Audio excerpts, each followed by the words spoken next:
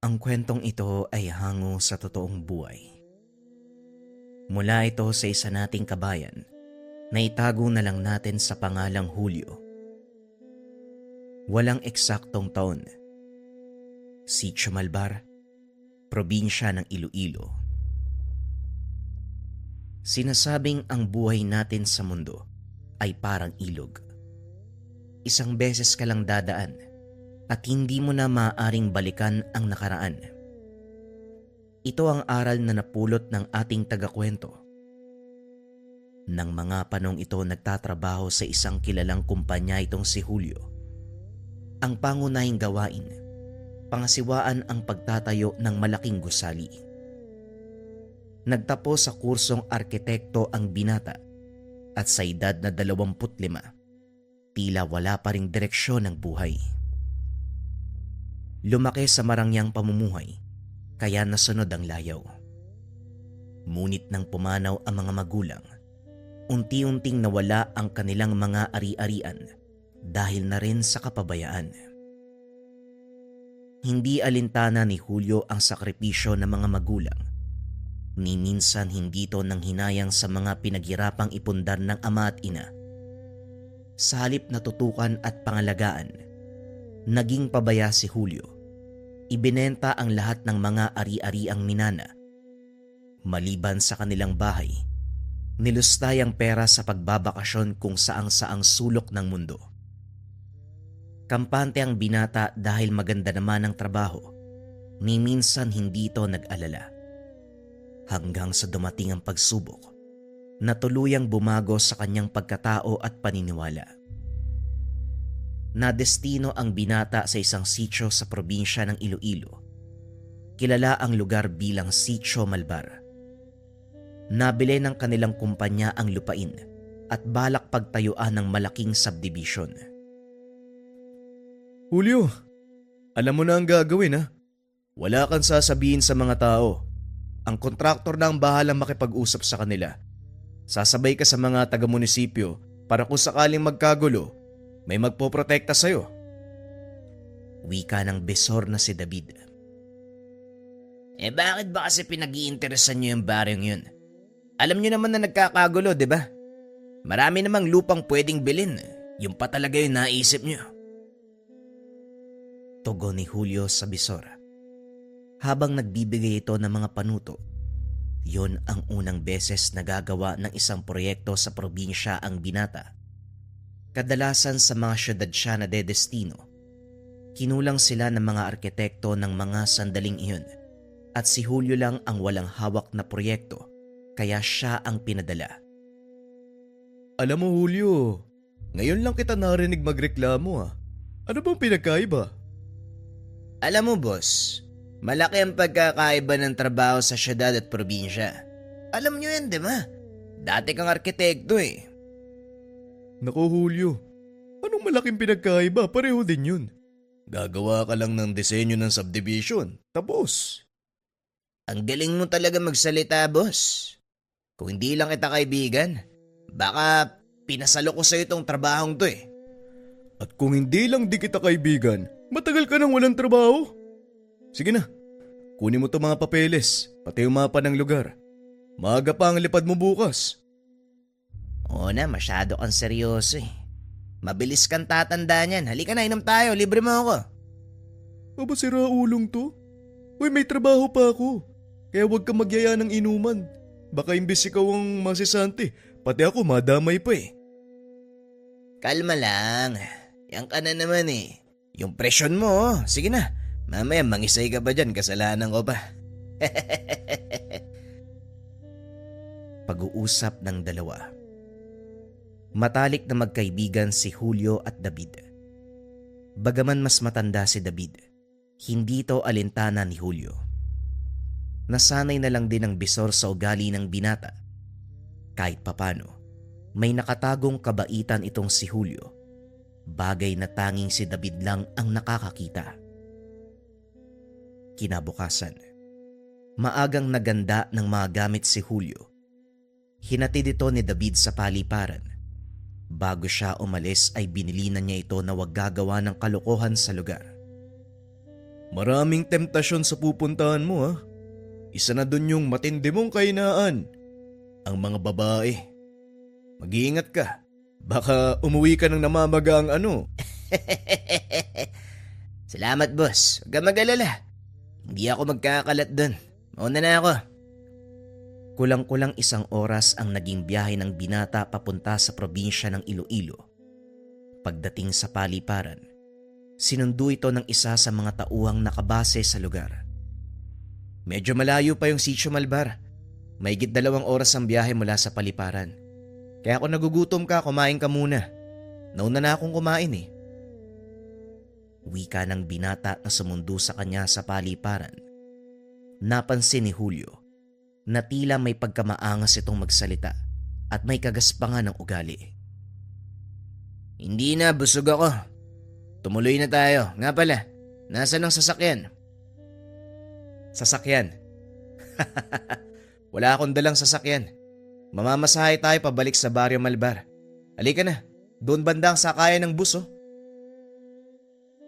Napakamot ng ulo ang binata dahil sa mga narinig. Alam nito na may sasakyang nakabatay sa kanilang opisina malapit sa sitio. Kaya nagtataka ito kung bakit hindi nakapagdala ang sumundo sa kanya. Ano nga pala ang pangalan mo? At saka anong trabaho mo?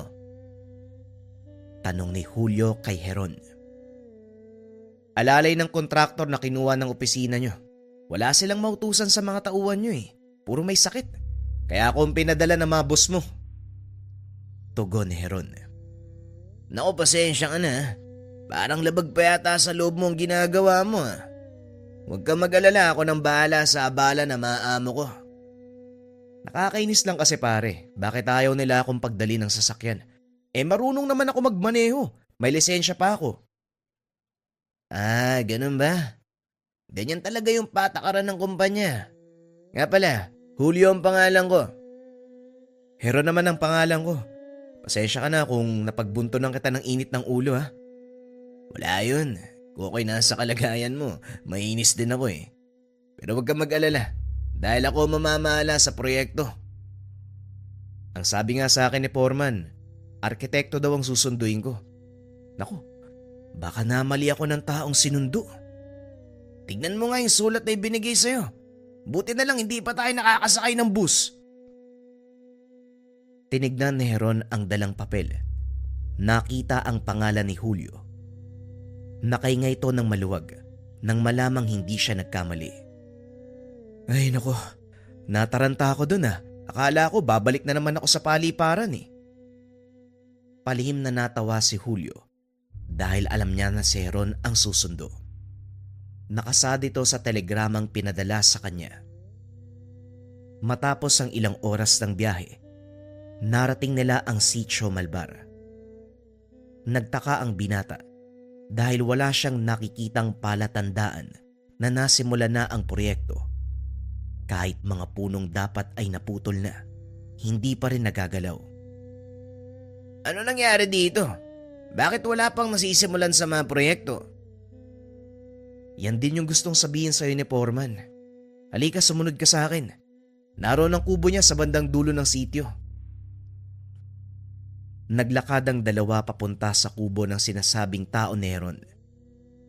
Pagkarating nakatayo ang isang lalaki. Dali-daling sinalubong si Julio. Mabuti naman at nakarating ka na maayos. Pasensya ka na kung ito nadatnan mo ha. May malaking problema kasi. Hindi namin magawang kausapin na maayos sa mga tao. Wika ni Ramon. Bakit naman ho? Ano po ba ang nangyayari? Hindi sila payag na putulin ang mga kahoy sa lugar na pagtatayuan ng subdivision. Ganun ho ba? O sige, ako nang bahalang kumausap sa kanila. Nga pala, nasan yung bahay ng kapitan o yung namumuno sa lugar na to? Yan pa ang isa sa mga problema dito. Masyadong mailap ang taong yun eh. Ayaw nga humarap sa amin. Ang sabi ng ilang taga rito, makikipag-usap lang siya sa mga taong karapat dapat bigyan ng atensyon. May pagka-arogante pala ang kapitan na yan. Hindi sa arogante si Kapitan Belo. Talagang hindi lang siya mahilig magsayang ng oras sa pakikipag-usap. Lalo na kung alam niya na wala namang patutunguhan ng usapan. Wika ni Heron. Ganun Mukhang magkakasundo kami ng taong yan Sige, ako na ang makikipag-usap sa kanya. Sa ngayon, alisin niyo na muna ang mga makinarya sa lugar. Hindi pa naman tayo magsisimula Kailangan ko munang kunin ang loob ng mga tao. Mahaba ang prosesong to. Sinabi ko na ito kay David Ewan ko kung nabanggit niya sa'yo. Pero ibibigay ko ang buong detalye nang sa ganun, hindi siya magsayang ng oras sa pagpapadala ng mga tao dito. Walang sinabi sa akin yung dugong na yun Pero ito siguro ang dahilan kung bakit ako ang pinapunta niya. Bagyang natawa si Heron sa naging tawag ni Julio sa bisor. Pero kagad siyang sinaway ni Ramon. O siya, magpahinga ka muna. Ipapahanda ako yung hapunan. Hindi na namalayan ni Julio ang oras. Nagulat na lang ito dahil papalubog na ang araw. Unti-unting tumahimik ang kapaligiran hanggang sa tuluyang magdilim. Maagang namatay ang mga lampara sa kabayan. Nabalot ng nakakabinging katahimikan ang paligid. Nakaupo ang binata sa labas ng kubo habang nakatapat sa kanya ang isang lampara. Binabasa nito ang mga dalang plano at kaukulang papeles sa pagsasagawa ng subdivision. Pinag-aaralan nito ang mga legalidad ng lugar. Tinignan kung may kaukulang silang permiso para masimulan ang pagpapagawa. Napansin ng binatang walang papeles na nagsasaad sa mga pagputol ng mga puno. Alam ni Julio ang batas. Hindi nila maaaring galawin ang lugar hanggat hindi nakakakuha ng kaukulang permiso. Napailing ang binata dahil napagtanto nito ang dahilan kung bakit hindi magawang simulan ang proyekto. Kinabukasan, maagang nagising si Julio. Kagad pinuntahan si Ramon upang magpasama sa pinuno ng sitio. Una na kita, sir Medyo matalas ang dila nun. Masakit magsalita kaya pakiusap. Habaan mo ang pasensya mo.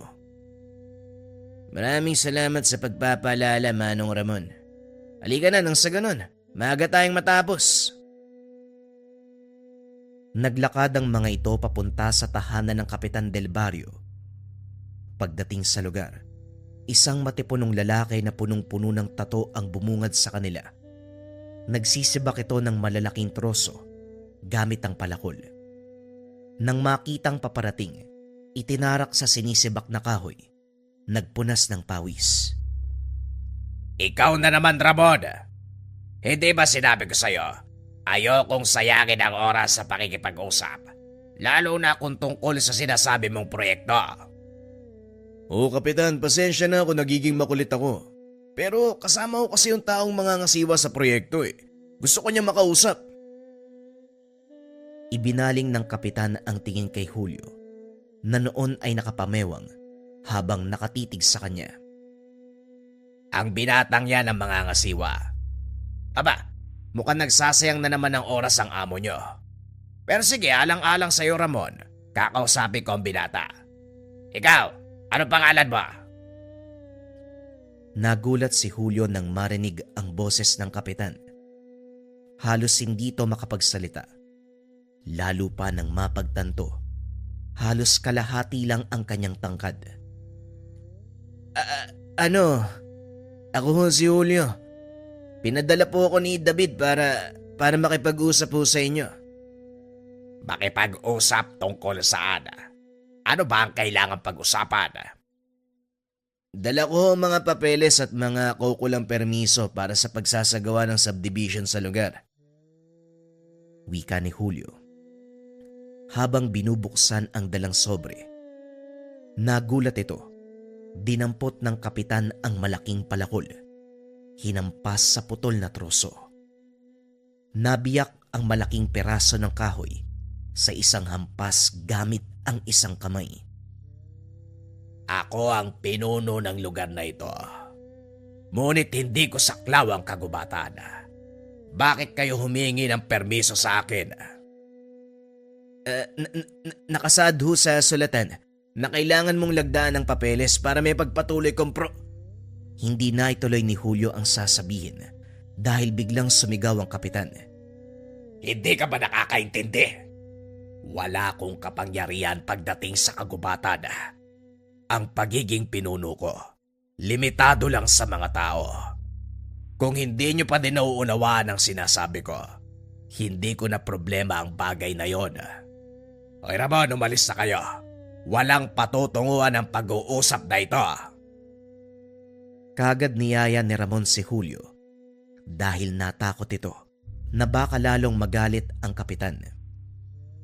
Yan ang sinasabi ko sa'yo, sir. Hindi mo siya makakausap ng maayos. Maayos naman siya magsalita. Kailangan lang intinding mabuti ang sinasabi niya. May nabanggit ang kapitan tungkol sa agubatan. Hindi niya saklaw ang pamumuno dito. Ibig sabihin may iba tayong dapat kausapin. May mga naninirahan bang katutubo sa gubat? Sa pagkakalam ko, wala eh. May mga napapadaang aita, pero hindi sila nananatili sa gubat na sakop ng sityo. Kung ganon, sino ang tinutukoy ni kapitan? Sa kalagitnaan ng pag-uusap ng dalawa, biglang sumagot ang isang matanda. Ang tinutukoy ni Pelo ay mga elemento at engkantong naninirahan sa kagubatan. Mataas ang respeto niya sa mga ito dahil mula sa kilalang angkan ng mga babayla ng taong iyon. Tatang Bestre, nandiyan ka pala. Hindi man lang kita napansin si Julio ho. Sakyan mo na lang yung sasabihin na matandang yan Medyo ulyanin na kasi. Bahala ka kung ano gusto mong sabihin sa binatang to. Bumubulong ka pa. Akala mo hindi kita naririnig. Pero yan ang pinakamainam niyong gawin. Kailangan niyong makakuha ng pagpayag ng mga nilalang na nakatira sa kabundukan. Dahil kung ipipilit niyo ang pagpapagawa, siguradong marami ang mapapahamak. Matapos magsalita ng matanda, kagad itong umalis. Napaisip naman si Julio sa mga sinabi nito. Habang naglalakad, nakapako ang tingin ng binata sa makapal na gubat. Ito lang ang tanging hadlang sa kanilang proyekto at para masimulan, kailangan nitong linisin. Wala na akong pakialam sa mga permiso na yan. Pakilusin niyo mga makinarya. Simulan na ang paglilinis ng lugar. Pero sir, sandali lang naman. Narinig mo ang sinabi ko. Hindi ko na uulitin. Kumilos kayo kung gusto niyong mabayaran. Wika ng binata sabay pasok sa kubo. Naupo ito sa maliit na bintana habang pinagmamasdan ang mga makinaryang isa-isang umaandar. Naglabasan sa tahanan ng mga tao. Nagbulong-bulungan. Maging ang kapitan ay nakita ding nakatayo kasama ang mga tao. Isa-isang nagtumbahan ng mga puno, nagsigawan ng mga tao, nag-iyakan ng mga kababaihan at kabataan. Hindi alam ni Julio kung ano ang dahilan. Ngunit nang tignan nito ang kapitan, nakatitig ito sa kanya ng masakit. Sa sobrang inis ng binata, nilapitan niya ito upang kumprontahin. Akmang lalabas na ng kubo, kaso nga lang hinarangan siya ni Tatang Bestre. Huwag mo nang palalain ang sitwasyon. Pagmasdan mo ang mga kalalakihan. Wika ng matanda. Nakita ni Julio ang mga kalalakihang may hawak na itak at kung ano pang mga sandata. Bakit ganyan ang reaksyon nila? Bakit ba sila galit na galit? Sa palagay ko, alam mo kung bakit. May mga rason kung bakit hindi tinuloy ni Ramon ang paglilinis ng lugar. At dahil sa ginawa mo, masasaksiyan mo ang dahilang iyon.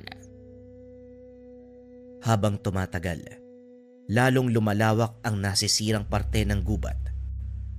Laking gulat ni Julio dahil kung gaano kadami ang bilang ng punong natutumba ay siya ding bilang ng mga taong nagkakasakit at kabataang namamatay.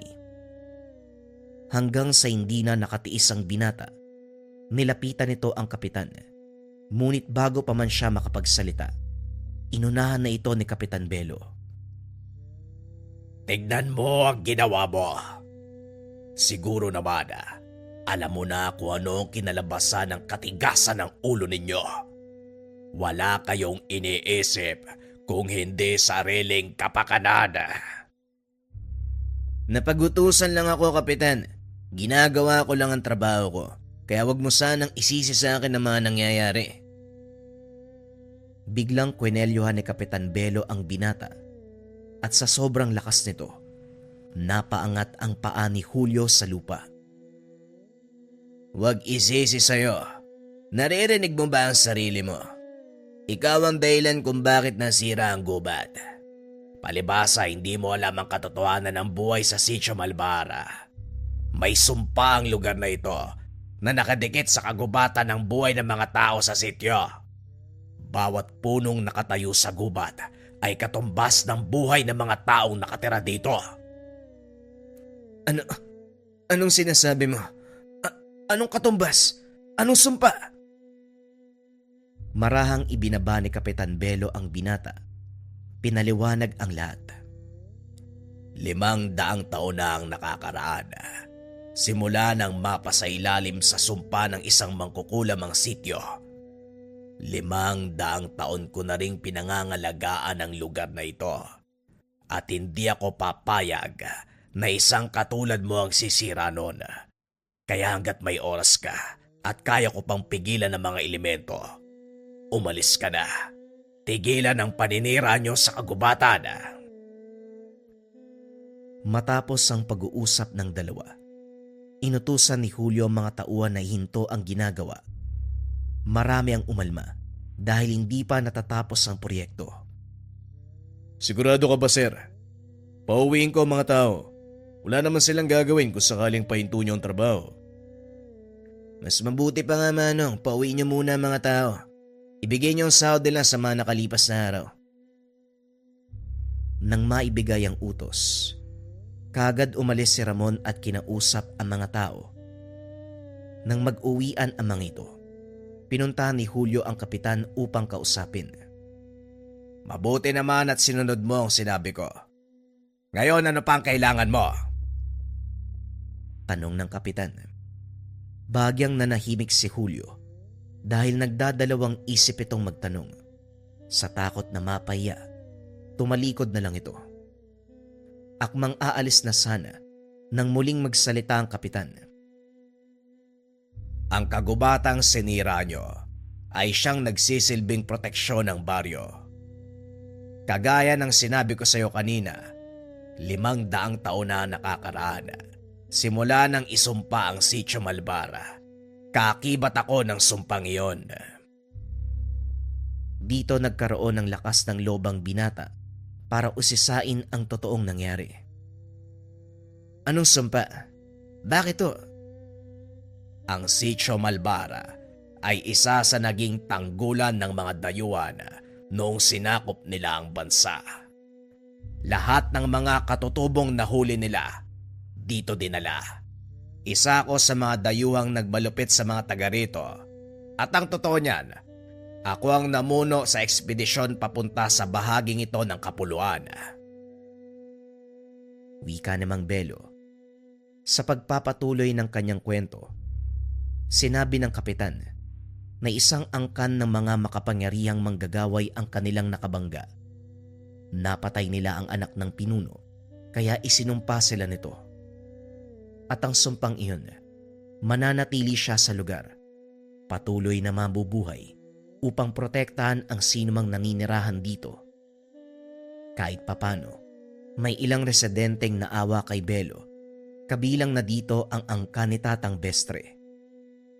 Mula ang matanda sa lahi ng mga babaylan, tinulungan nila ang kapitang mapanatili ang seguridad at katahimikan ng lugar. Sa pamamagitan ng pagtanim ng mga puno, na kalaunan ay naging gubat.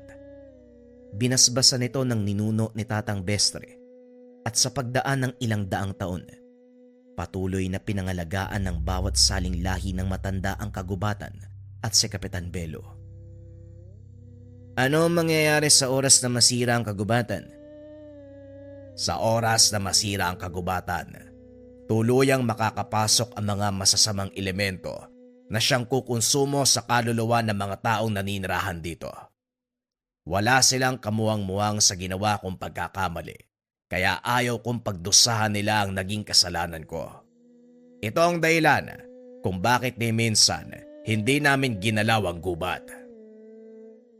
Sa mga sinabi ni Kapitan Belo, napagtanto ni Julio na malaking pagkakamali ang pagpunta niya sa lugar. Ngunit huli na para pagsisiyan ito dahil marami na sa mga mamamayan ang napahamak. Alam kong kasalanan na nangyari ngayon sa mga tao. At kung may magagawa ko para makatulong, sana sabihan mo ko, Kapitan. Huli na ang lahat. Tuluyang nasira ang kabilang bahagi ng gubat. Malaya nang makakapasok ang mga elemento. Kaya ako naghahanda para pigilan sila. Napatingin si Julio sa mesang nasa harapan ng kapitan. Isang pares ng kampilan ang nakapatong dito. Saka lang din napansin ni Julio mga marka sa katawan ng Ginoo, mga pilat sa nagdaang mga pakikipaglaban at mga marka ng tagumpay. Hindi ko alam kung paano ako makakabawi sa nagawa kong kasalanan. Patawarin mo sana ako, Kapitan. Kung nakinig lang sana ako, hindi na kailangan pang humantong sa ganito ang lahat. Huwag na tayong manatili sa nakaraan sapagkat nangyari na ito. Tignan mo ang hinaharap. Ang problema, hindi nasusolusyonan ng isa pang problema. Kung gusto mong makatulong, huwag kang humarang sa dadaanan ko. Dinampot ng kapitan ang dalawang kampilan at lumabas ng tahanan. Sinundan naman ito ni Belo. Nakita ang ilang kalalakihan na nakatayo sa harap ng tahanan ng kapitan. May kanya-kanyang bitbit ng sandata, handang magbuwis ng buhay upang ipagtanggol ang kanilang sityo na itinuring na tahanan. Nang mga sandaling iyon ay papalubog na ang araw, halos hindi na maaninag ang paligid. Nakasindi na din ang mga sulo.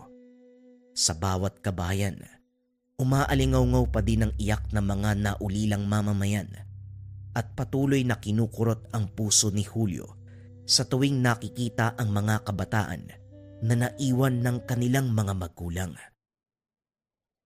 Kasalanan ko ang lahat ng to. Hindi pwedeng wala akong gagawin.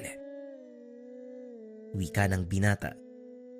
Palihim na sumunod sa pangkat ng kapitan papunta sa bahagi ng kagubatan na nasira ng mga makinarya. Pagdating sa lugar, nanlaki mga mata ni Julio nang makita ang mga nilalang na pilit na lumulusot sa manipis na kurtina ng liwanag. Nang mga sandaling iyon, kasama ni Kapitan si Tatang Bestre, nakatago ang binata sa mga makinarya upang hindi siya makita ng mga ito. Hindi magtatagal, tuluyan na nilang masisira ang pananggalaga. Magsipaganda kayo dahil wala nang atrasan to. Patayin nyo ang lahat ng nilalaga na lalabas mula sa bahaging yan ng kagubatan. Wika ng kapitan. Binunot ng mga kalalakihan ang itak at sa tulong ni Tatang Bestre, binasbasan nito ng mga dasal na pangpuksa ng mga engkanto. Maya-maya pa nag-atrasan ang mga nilalang. Tumahimik ang paligid. Ngunit nakita ni Julio na hindi nagpapakampante si Kapitan Belo. Nakaumang ang dalawang kampilan nito sa harapan na tila may inaantay na sumalakay. Ilang sandali pa ang nakalipas. Narinig ni Julio ang malakas na dagongdong na tila nagmumula sa malaking nilalang. Kasunod nito ay ang malakas na atungal. Biglang bumukas ang manipis na harang. Tumambad ang napakalaking anino. Nagbabaga ang mga mata nito. Matatalas ang mga ngipin na tila ba galit na galit. Nagatrasan ang ilan sa mga kalalakihan, ngunit nanatili sa kinakatayuan si Kapitan Belo at Tatang Bestre. Walang ano-ano. Sinugod ng Ginoo ang nilalang. Walang tigil na pinagtataga. Gumanti ang elemento. Hinambalos nito si Kapitan Belo dahilan para tumalsik ito sa malayo. Ngunit mabilis na nakatayo ang kapitan at muling sumalakay. Sa pagkakataong iyon, itinarak nito ang hawak na sandata sa bandang sikmura ng nilalang. Hiniwa ito paitaas. Matapos ay umatras upang kumuha ng buwelo, sabay na pinutol ang kamay ng engkanto. Hindi tinigilan ni Kapitan Belo ang nilalang hanggat nakikita niya itong gumagalaw. Nang masigurong patay na ang halimaw, hinarap naman ng kapitan ang ilan pang nilalang na nakasunod pa sa paglabas sa lagusan. Sumugod na rin ang mga kalalakian, pinagpapatay ang mga ito. Nang mapagtanto na hindi sila makakalusot, nagsipag-atrasan ang mga elemento. Muling isinara ni Tatang Bestre ang lagusan, pinagtibay ang depensa nito. Laking gulat ni Julio nang itarak ng matanda ang hawak na tungkod sa lupa dahil naglabasan ang matitinik na baging na siyang nagsilbing harang para hindi na makalusot ang anumang nilalang mula sa kabilang panig. Hindi nakalis si Julio sa kinakatayuan dahil na rin sa takot. Hindi niya inasahan na totoo ang sinasabi ng kapitan. Hindi ito nagbibiro. Naingkanto ang naninirahan sa likod ng makapal na gubat. Nang masigurong ligtas na ang kapaligiran, nilapitan ni Julio si Kapitan Belo at Tatang Bestre. Nandito ka na pala. Ang buong akala ko ay umalis ka na din. Gusto ko po sanang tumulong pero sa nasaksiyan ko, inatake ako ng kaduwagan eh. Ang totoo niyan, hanga ako sa'yo. Sa kabila ng mga nakita mo, nananatili ka pa rin sa katinuan. Mabuti na lang po, nanalo po kayo. Walang nanalo sa labang ito. Walang dapat ipagdiwang. Hindi dapat namatay ang mga nilalang kung hindi nyo'y pinilit ang gusto nyong mangyari. Gayunpaman, hindi kita sinisisi. Biktima ka lang ng pagkakataon at pagiging inosente. Sana lang magsilbing aral sa iyo ang kaganapan. Ngayon lisanin mo si Chumalbara nang hindi nagsasalita kahit kanino tungkol sa mga naganap dito. Walang sabi-sabi. Tumalikod na si Julio. Tuluyang iniwan ang lugar. Bumalik ito sa Maynila. Pinaliwanag ang naging sitwasyon sa sitio. Kagaya ng pinangako, hindi ito nagsalita tungkol sa mga nangyari. Itinago ni Julio ang karanasan at tanging ang mga apo na lamang ang nagkwento. Lingid sa kaalaman ng mga paslit na totoo ang kaganapang iyon. Ito ang dahilan kung bakit binago ni Julio ang kanyang buhay. Nagkaroon ng pagpapahalaga sa lahat ng bagay na meron siya. Bagaman huli na para pagsisiyan ng pagkakamali, minabuti na lang ni Julio na ibaon nito sa limot. Hinarap ang panibagong yugto ng kanyang buhay. Sa kasalukuyan, walang nakakaalam ng eksaktong lokasyon ng sitio Malbara. May ilang nagsasabi na tuluyan itong nilamon sa kabilang dimensyon. Pero may mga teorya na kabilang ito sa syudad ng Biringan, pinangangalagaan ng immortal nitong kapitan. Ngunit gayon pa man, para kay Julio totoo ang lahat ng kaganapan.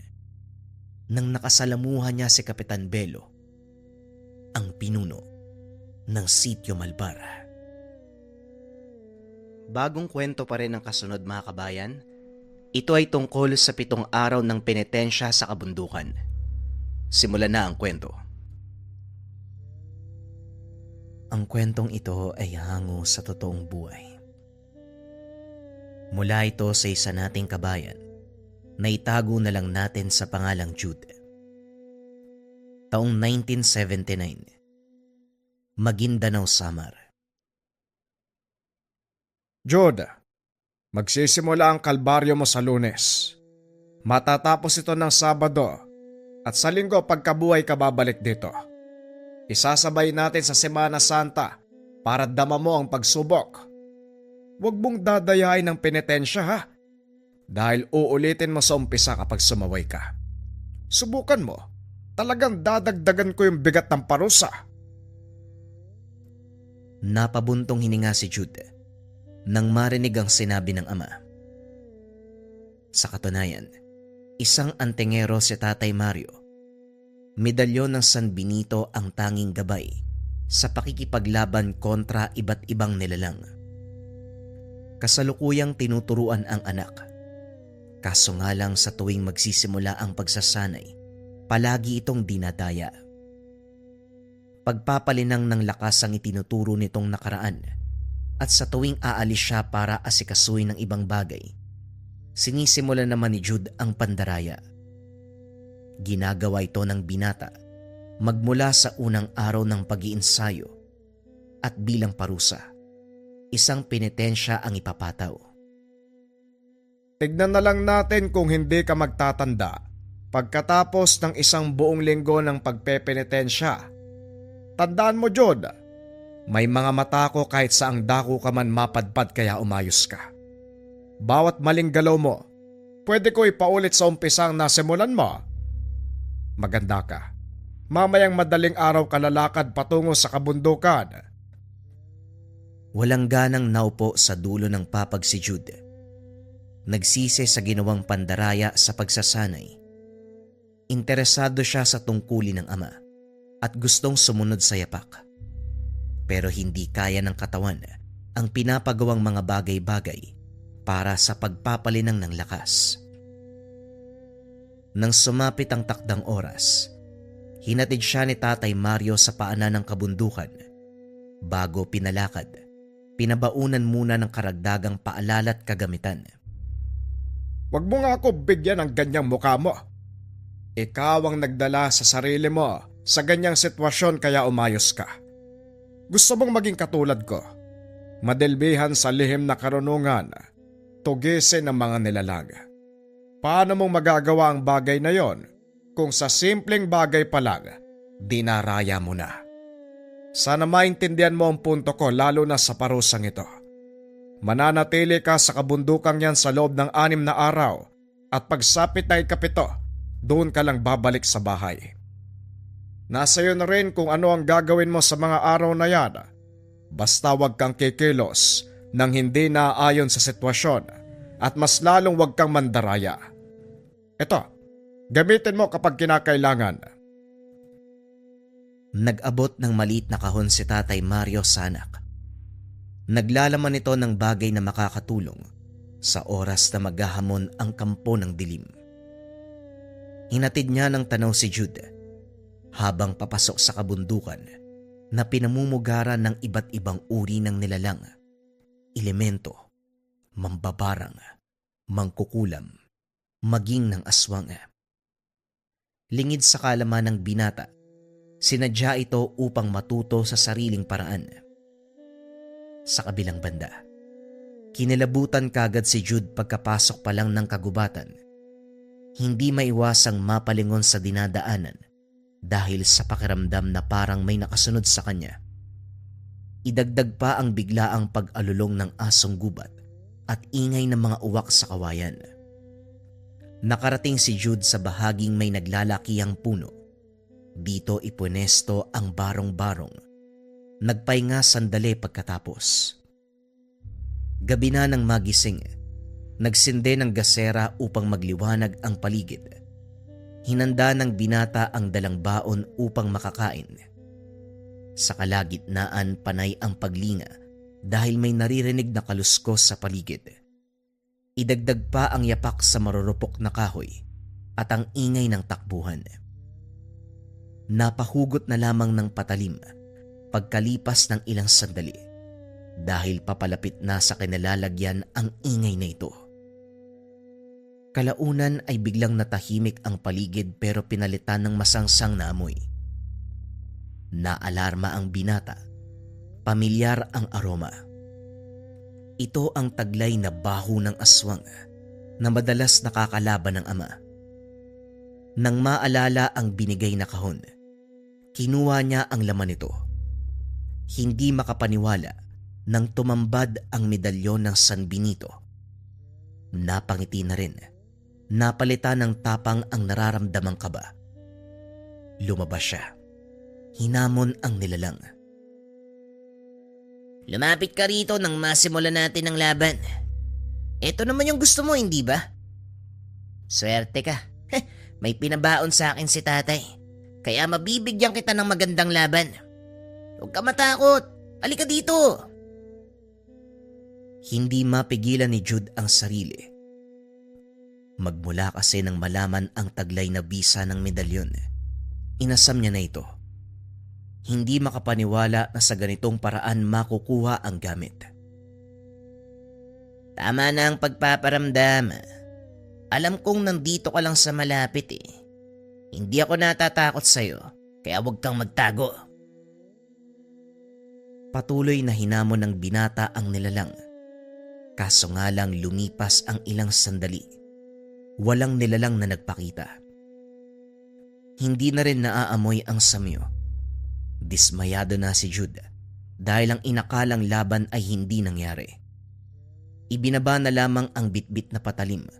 Pumasok na sa ginawang munting silungan. Akala ko tuloy magagamit na. Hindi naman pala. Duwag yata yung aswang na yun eh. Pero kung si tatay ang nagamon, lumalapit naman. Parang kay Tatay Mario lang sila nakikipaglaban ah. Tatago nga muna kita. Wala pa namang paggagamitan eh. Wika ni Jude. Muling itinago ang medalyon sa kahon.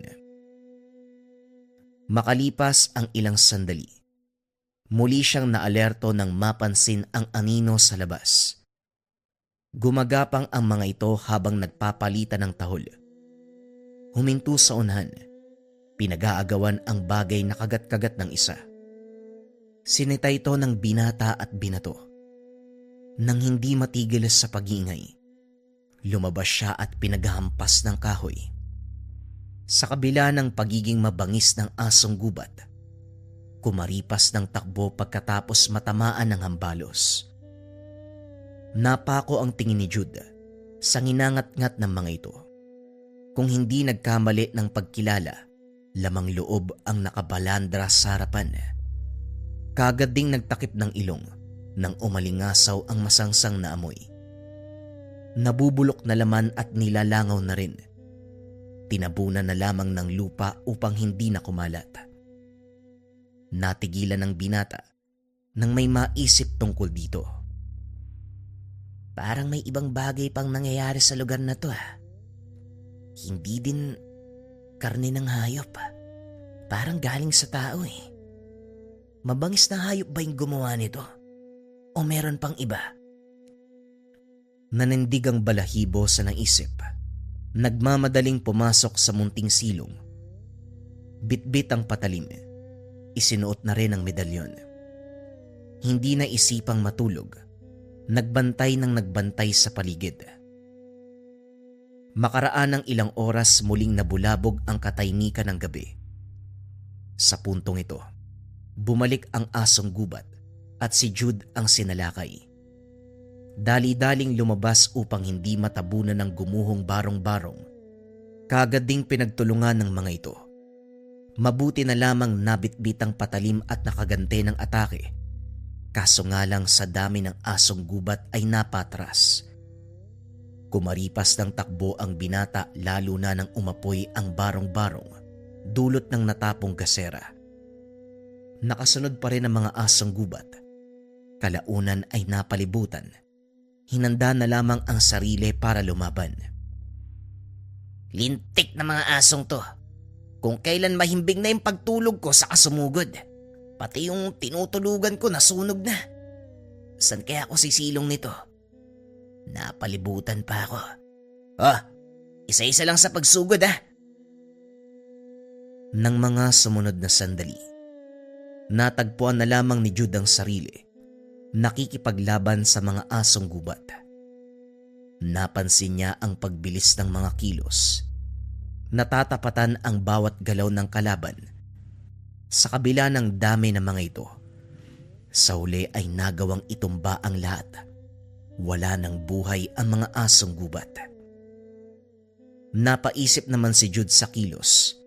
Dahil kung tutuusin, ito pa lamang ang unang beses na napalaban ng aktwal. Idagdag pa na hindi basta-basta ang mga asong gubat. Nang mapatingin sa medalyon, nararamdaman niya na dito nagmumula ang paggabay. Kaya pala napakahusay ni tatay. Iba ang pakiramdam kapag may dala kang medalyon, ha? Parang kusang kumikilos yung katawan ko, eh. Ayos to. Muling sinulyapan ng mga nakatihayang aso bago umalis sa lugar. Bumalik ng pinagpwestuhan ng binata. Abo na lamang ang natira sa itinayong barong-barong. Naupo na lamang sa tabi, napabuntong hininga. Nakatulog din paglipas ng mga sandali kahit nakasandal lang sa puno. Kinabukasan una niyang inatupag ang paghahanap ng makakain. Hitik ang bungang kahoy kung kaya't walang naging problema. Kasunod ay ang pagtungo sa naglalakihang baging. Isa-isang pinutol. Hinanap ang naglalaman ng tubig upang makainom. Pagkatapos ay nanguha ng mga kagamitan na pwedeng gawing silungan. Naging abala ang binata sa ilang ulit na pagbuo ng barong-barong. Nahirapan dahil mga dahon at sanga lamang ang ginagamit. Walang matibay na pundasyon kung kaya't ilang beses ginawa. Natapos din pagkalipas ng ilang oras. Magpapahinga sana, kaso nga lang may napansing tao. Papalapit sa kinalalagyan, sinalubong niya ito ng pagbati. Magandang tanghali po sa inyo, Manong. Magkakahoy po ba kayo o mga ngaso? Nakita niya ang itak at sibat. Sinuri niya ng tingin mula ulo hanggang paa. Ako dapat ang magtanong sa iyo, binata. Anong ginagawa mo rito sa gubat? Nagtayo ka pa ng barong-barong.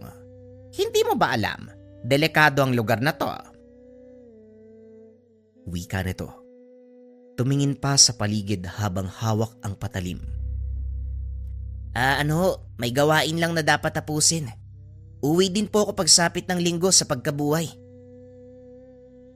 Tumingin sa kanya si Manong. Kunot noo dahil sa pag-aalala.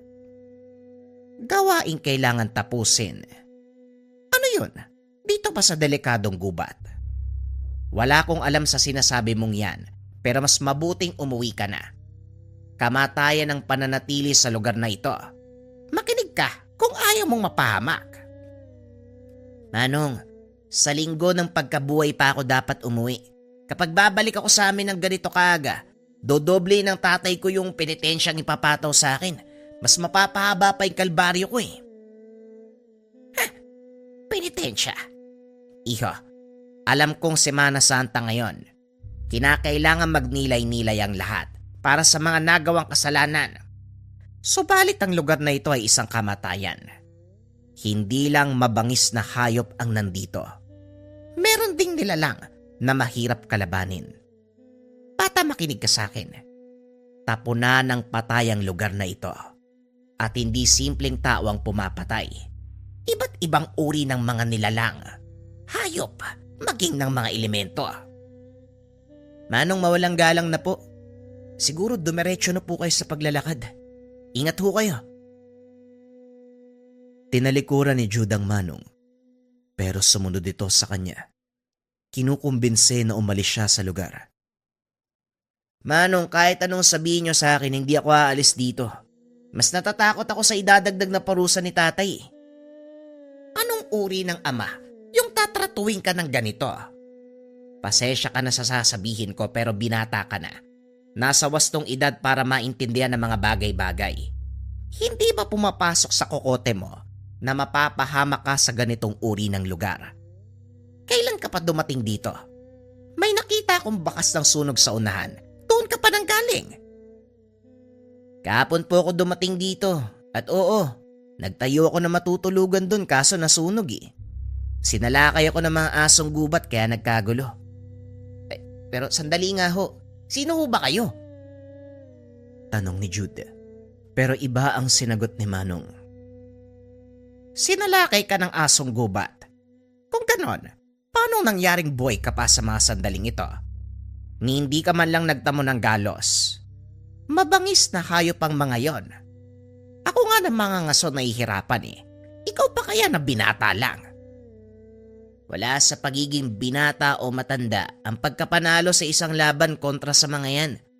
Tiwala ho sa sarili, pananalig, sandatang bitbit. Yan po ang meron ako.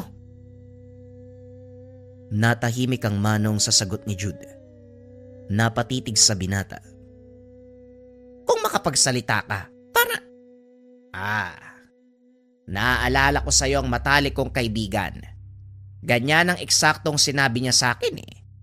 Pero kinakailangan mo pa ring umalis bago mahuli ang lahat para sa iyo.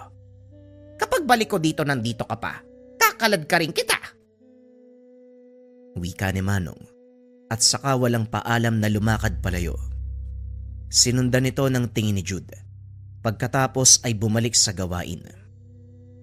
Maghapong ginalugad ang kagubatan. Naglalagay ng palatandaan sa daan upang hindi maligaw. Narating ng binata ang bahagi kung saan umalingasaw ang matinding amoy. Nang suriin ay bumungad ang tira-tirang lamang loob. Nabubulok na ang mga ito. Nagkulay itim sa pagdapo ng maraming langaw. Tinignan niya ang ibang lugar. Maraming bakas ng natuyong dugo sa mga halaman. May nakita pang buto. Hindi lang ng hayop. Alam niya ang iba ay parte ng tao.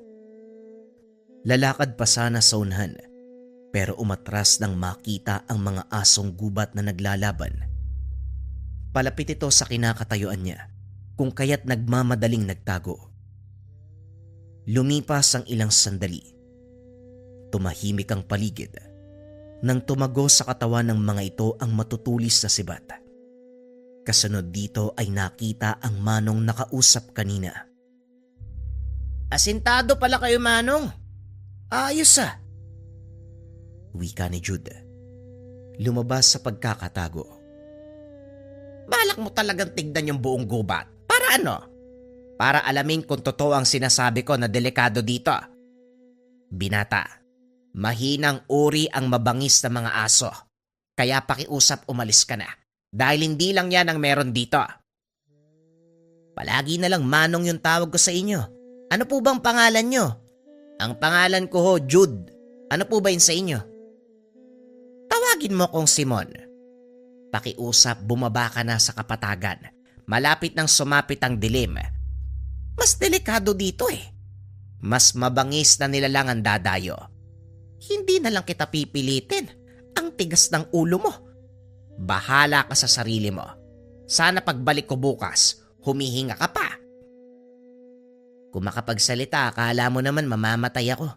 Nandito ako para magpenitensya, hindi para magpakamatay. Habang abala sa pagkain ng mga bungang kahoy, napalingon ng binata nang mapansin ang pagdating ng mabigat na presensya. Dali-dali niyang hinugot ang patalim at saka naganda. Maliwanag ang buwan ng mga oras na yon, kaya naaninag ang mga bagay-bagay. Ilang sandali ang lumipas nang makita ang aswang. Gumagapang ito habang dahan-dahang lumalapit. Hindi nagtagal. Nagsimulang gibain ang barong-barong. Naalerto si Jude dahil unti-unting gumuho ang silungan. Lumabas siya bago matabunan. Sakto namang bumungad ang aswang. Kung hindi nakailag ang binata, mapupuruhan siya ng kalmot. Eto siguro yung pinakapagsubok sa akin ni tatay. Pinapunta ako sa lugar kung saan maraming mabangis na hayop o nilalang. Ay nako. Wika ni Jude sa sarili. Maigpit ang hawak sa itak. Buong tapang na inarap ang nilalang. Kagad umatake ang aswang. Sinugod ng kalmot ang binata. Panay ang pagkagat at pagsakal. Sa kabilang banda, hindi tumigil si Jude kahit nahirapan. Minabuting lumaban kahit pumapalya ang atake. Sa pagpapatuloy ng sagupan, nakaisip ng ideya kung paanong tatapatan ng nilalang. Nilaro ng binata ang laban sa mga unang sandali. Panay ilag at takbo. Pinapagod ang nilalang hanggang sa ito na mismo ang huminto. Sinamantala ng binata ang pagkakataon. Sa pagtigil ng halimaw ay siya naman ang umatake. Umatras na lamang ang nilalang upang makaiwas sa pagsugod, pero humantong sa punto na tinamaan ng patalim. Dito na bumuelo ng husto si Jude. Tinaga sa ulo. Sandaling natigilan ng nilalang. Tumingin ito sa binata pero hindi na gumanti. Dahan-dahang lumuhod hanggang sa umandusay. Natuwa ang binata sa naging resulta ng laban.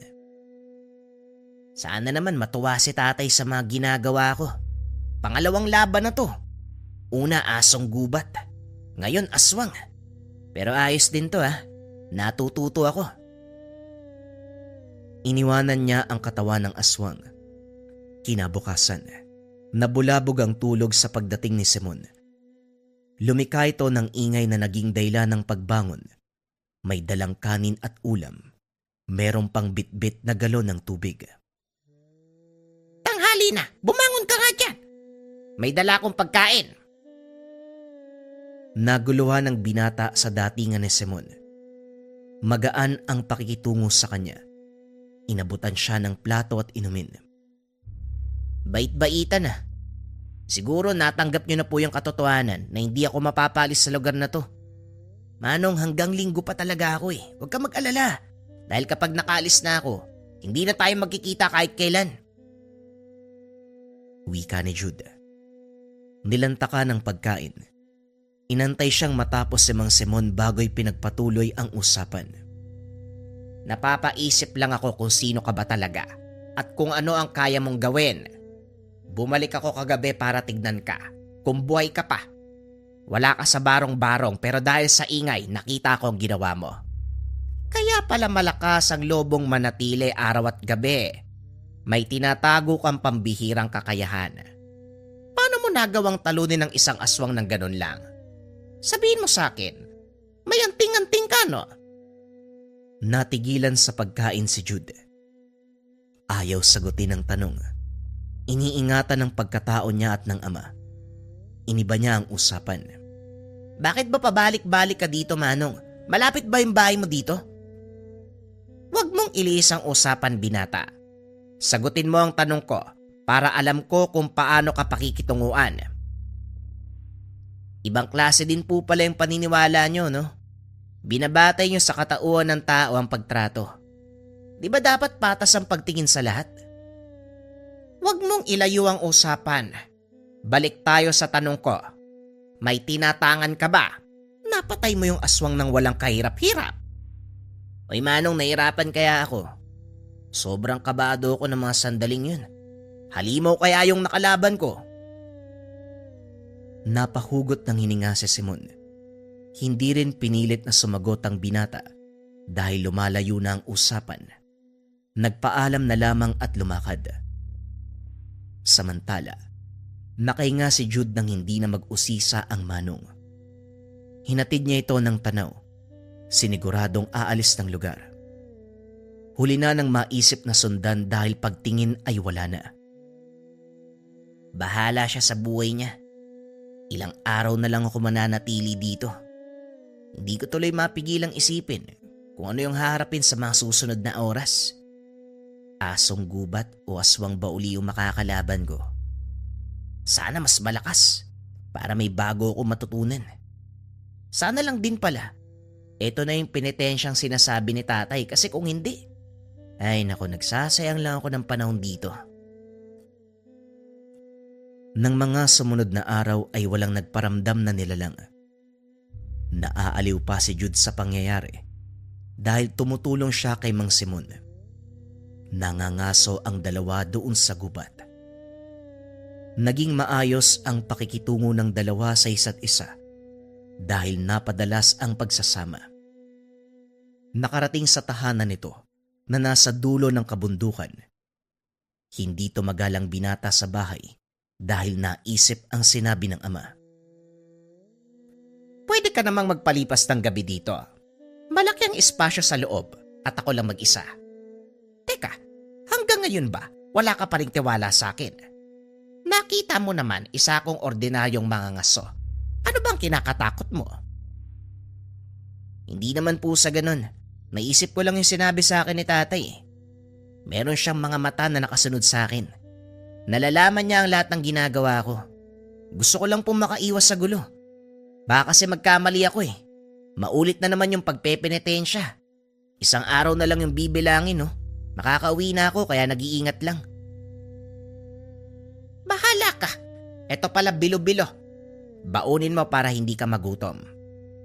Napapaisip ako Kung anong klase ang magulang mo. Ngayon lang ako nakarinig na may tatay na pinapadalang anak sa lugar na pinamumugaran ng mabangis na hayop at aswang. Hayaan mo, dadalaw ako sa pwesto mo para kahit papano makatulong kung may sasalakay. Sige Manong, maraming salamat ho ah. Pagsapit ng gabi, hindi makatulog si Jude sa pakiramdam na hatid ng paligid. Ilang ulit siyang nakaamoy ng samyo ng nilalang. May mga pagkakataon na biglang dumadapo sa bubong ng barong-barong. May mga pagaspas at pag-angil. Alam ng binata na hindi ito mula sa ordinaryong hayop. Hindi nagtagal. May lumitaw na nilalang. Itsura ng dambuhalang ibon. Napula ang apoy na sinunog sa lakas ng pagaspas ng mga pakpak. Kasunod, ang unti-unting pagkasira ng tinutulugan. Paulit-ulit na binunggo. Paglabas si Jude, napatingin kagad ang aswang. Sa kabila ng dilim ng paligid, naaninag ng binata ang kaharap. Teka, parang iba na to ha. Sobrang laki ha. Hinugot ng binata ang itak na nakatarak sa katabing puno. Sinalubong ang nilalang. Panay ang pag-ilag ni Jude. Mabilis ang paglipad ng kalaban. Hirap siyang patamaan ng atake dahil lumilipad. Bigla ding umaatake. Sa sitwasyon, mas lalong determinado ang binata na mapuksa ito. Bumaba ka dito! Ang daya mo eh! Kung nakakalipad lang ako, siguradong patay ka na. Sinunda ng tingin ang lumilipad na nilalang. Bigla-bigla itong umaatake. Tumilapon ng binata ng matamaan. Hindi nakagalaw ng daganan at sakalin. Nang mga sandaling ito, iba na ang itsura ng nilalang. Bagamat wangis ng ibon, meron itong kamay ng tao. Nakaramdam ng takot ang binata. Hindi na makahinga ng maayos. Humihigpit ang pagkakasakal. Mas malakas ang puwersa kumpara sa kanya. Sinikap namang maabot ang nabitawang itak. Subalit sobrang layo kaya hindi makuha. Pinikit ng binata ang mga mata. Nagdasal sa huling sandali. Tinanggap na ang kapalaran. Hanggang isang sibat ang dumaplis sa mukha ng aswang. Dahil dito ay nakawala siya. Sakto pala ang dating ko. Bumangon ka dyan. Hindi ko kakayanin to mag-isa. Napangiti si Jude nang makita si Mang Simon. Sa puntong ito, hindi hinayaan ni Jude na makabawi ang aswang. Patuloy itong umaangil. Iniinda ang tumamang sibat. Ramdam ni Jude ang pag-init ng kanyang tangan. Itinali niya ito sa kamay kung saan hawak-hawak ang itak. Buong puwersang tumalo ng binata. Winasiwas ang dalang itak. Diretso sa leeg ng nilalang. Kagad itong naputol. Natuwa si Mang Simon sa ginawa ni Jude. Ay suba, ang galing ko no? Masyado kang hambog. Kung hindi ako dumating siguradong patay ka na. Nakita ko ang tangan mo. Andiyan sa kamay mo. Pero maiba ko. Mamaya madaling araw ng linggo, pagkabuhay, uuwi ka na ba? Oo Manong, maraming salamat sa tulong mo ha. Bukas ang takdang araw ng pagbalik ko sa amin, kinakabahan nga ako eh. Sana lang tama yung ginawa ko dito. Kung hindi, siguradong mapapagalitan na naman ako. Bakit ka ba kasi pinaparusahan ng tatay mo? Antingero po yung tatay ko. Tinuruan niya ako ng mga dapat aralin para maging katulad niya. Kaso lang mandaraya ako eh. Ang hirap kasi ng pinapagawa. Pinapabuhat ako ng mabibigat na bagay tapos basta iba-iba pa eh. Nakakapagod. Kaya gumawa po ako ng paraan para mapabilis yung trabaho kaso nga lang, labag pala yun. Nagpatuloy ang usap ng dalawa. Pagsapit ng takdang oras, lumakad na si Jude Powe. Nagpaalam siya kay Mang Simon. Hinatid hanggang dulo ng kagubatan. Pagdating ng tahanan, sinalubong ni Tatay Mario ang binata. Sinamaan siya ng tingin na naging dahilan upang kabahan. Naging maayos ang takbo ng buhay mo sa mga nakalipas na araw sa loob ng kagubatan. Pero ano po? Huwag mo sabihin tay na may nagawa ako mali ah. Wala ka namang eksaktong sinabi kung ano yung gagawin ko dun eh. Sabi mo lang, bumalik ako dito sa pagkabuhay. kaya naiinis ako eh. Para kang babae. Marami ka agad sinasabi. Rumarason, hindi pa naririnig ang buong salita. May natutunan ka ba sa ilang araw na pakikipagsapalaran doon sa kagubatan? Opo tay, natutunan ko pong pahalagahan yung sariling lakas. Maniwala sa kakayahan. Nagsisi nga po ako sa ginawang pagsasanay natin eh. Nasa proseso po pala yung tunay na pagkatuto. Mabuti. Mahalagang maintindihan mo ang kahalagahan ng proseso. Kaya nga po tay, nagpapasalamat po ako sa ginawa nyo. At yung medalyon nyo po, sobrang laking tulong po sa akin yan. Kukunin nyo po ba uli sa akin to? Hindi na. Naibigay ko na yan sa'yo eh. At saka, pumasa ka sa pagsubok. Hindi ka nagpadala sa taong nakakausap mo doon. Halika, nag-aantay siya sa labas ng tahanan. Iinom tayo ng tuba. Napakunot ang noo ni Jude. Hindi maintindihan ang sinabi ng ama. Pagkalabas ng tahanan, nakita niya doon si Manong Simon. May hawak-hawak na baso, nakangiti habang tumutungga ng alak.